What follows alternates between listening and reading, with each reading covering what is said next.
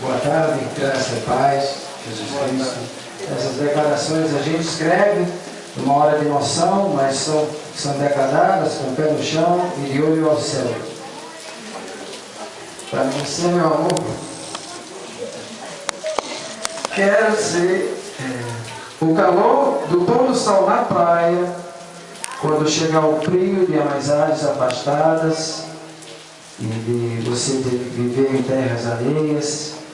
Quero ser o bálsamo de renovação quando o seu trabalho, trânsito, até quem tem a vida cansa demais.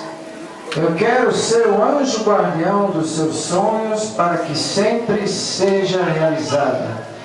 Eu quero sempre caminhar ao seu lado, inspirando nossa missão e transformação das pequenas coisas ao nosso redor em mais amor, justiça e liberdade.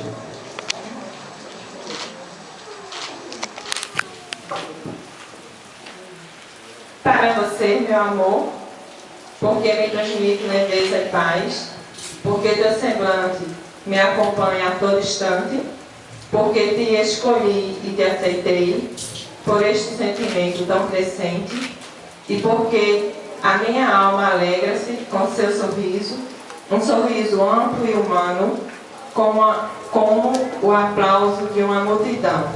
Eu te consagro neste dia todo o meu amor.